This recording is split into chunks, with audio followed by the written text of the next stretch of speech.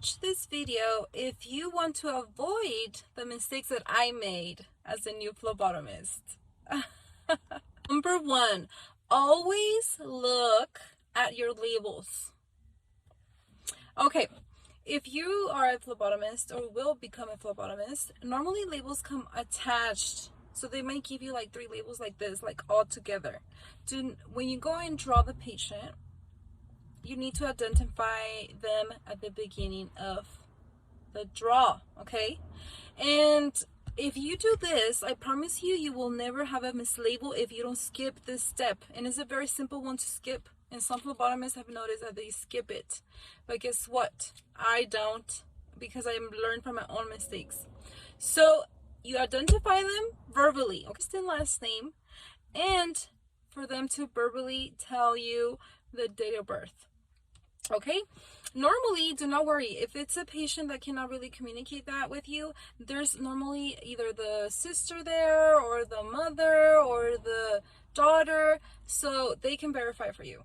So that's number 1 step. Number 2, once you do the blood draw and you have everything all set, you need to label your tubes, okay? And then you don't label and leave. No, you label. Once everything's labeled, then you ask them again, tell me your full name one more time, okay? Just tell them, like, yeah, one more time, tell me your full name, okay? Everything's labeled. You look at all of your tubes, all of them, holding them. You verify the name, okay? And then what's your date of birth, okay? So then you verify the date of birth right there and then. Because guess what? Do not trust what people give you, like your coworker. They're not going to do it on purpose, but it happens a lot where you have all of your labels, they are printed at the same time, and then another person's label somehow printed exactly at the same time, and then you label all of your tubes, and then you realize that one of the labels is not even the patient that you just did, okay? And I know it seems like, oh yeah, that's not gonna happen to me. Well, it will if you don't get into a habit of checking twice. If you check at the beginning and at the end, once everything's labeled, you will never make this mistake. And as a new phlebotomist, trust me, that's why this one's number 1. It happens a lot. Not a lot to not scare people, but it happens often where people do mislabel, okay? And basically, long story short, basically, worst case scenario, if there's any type of doubt, we need to discard both specimens and just do a redraw, okay? That's not something that we could be like, oh, I think it's this patient. No, we need to discard the specimen and start all over, okay? You cannot be guessing, okay? So that's why I always check twice, no matter what. No matter if I'm super busy, it does not matter. I always never skip those two steps. Another mistake that I did as an actual student, and this happened not during my actual class, but it happened when I did my externship because I had to do my hours. And the phlebotomist, whoever they expected the student, in that case me, to get the blood right away, meaning exactly what patients expect. As soon as you put the needle in, they want the flow to be coming and then get it over with, okay? But in the real world, sometimes it doesn't work that way. So all you have to do is either move the needle more in or more out, and that's your solution. So do not give up easily. Trust me, like, do not give up. But if you think you lost it, it's fine. Just pull it out and start again. That's why you have 2 pokes. One of my mistakes was not using 2 tourniquets sooner, okay?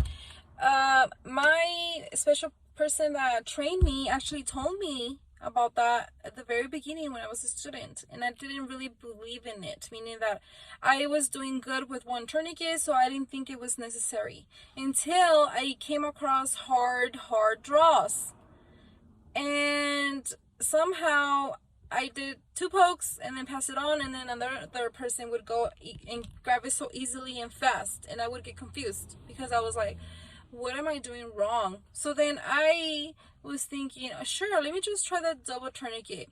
And guess what? When you do the double tourniquet, you will feel veins that were not even there the first time you checked. And those are normally deep veins. You just have to really concentrate, okay? We don't go by sight, we go by feel, okay? So whatever you feel, you have to really concentrate, and you will feel something bouncy, and I would totally go for it, okay? Go for it. If it's something bouncy, that's how you know. That's how you know. Mistake was a bad one. It's not super bad, but I want to share this with you guys. Is basically when you have to draw a kid. No one wants to draw a baby or kid, but if you're going to be a phlebotomist, you will, okay? So you just have to overcome your fear. But my mistake was that I would prepare everything in front of the poor kid, okay? And the poor kid would panic, of course, even more. So avoid this mistake that I did when I was new, and prepare. If you have a kid, you already know it's a kid. Have everything assembled, everything ready, tourniquet, needle ready, tubes ready, everything ready before that you call the kid. Okay, so when the kid, as soon as the kid sits down, you instruct the parent to hold properly. If you have another phlebotomist there, of course, have them help you.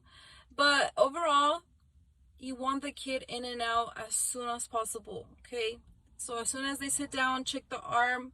You feel something, go for it as quick as you can without showing any needles. Okay, if they see the needle before you even look to see where you're gonna poke, ooh, you're a little bit screwed, because the kid will panic, and it's normal, of course, it's a blood draw. But you could avoid all of this if you just prepare everything. You get everything ready before you call the kid. Another mistake that I would love for you guys to avoid is that I would not raise the patient's bed. Okay, that was a big mistake, because if you happen to work at a hospital, you will draw hundreds of people, okay, a lot of people, and your back will feel it over time, and you don't want to hurt your back, okay? So then in that case, I just want you to please take that extra 2 minutes to raise the bed, and whatever you move, once you're done with the blood draw, you have to put everything back. So take that extra minute to put the bed down, put everything back, save your back.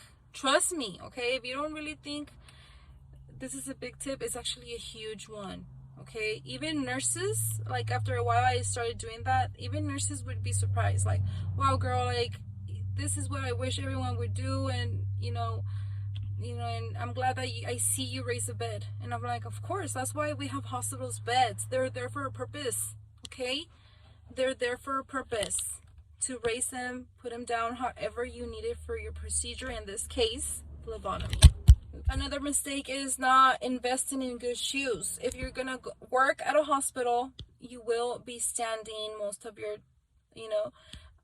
shift, or you're gonna be not running, but mostly literally walking here, walking there all day long. So investing in good shoes. It's really hot in here. Invest in good shoes. My favorite brands is this one right here. I'm going to show you a picture, and then this one right here. And if you guys are interested in a review of shoes, just comment down below. That's a video I have not done, but I'm willing to do if you guys are interested. People compliment my shoes all of the time, so they're cute. And then I could give you my pros and cons of each. Bye bye.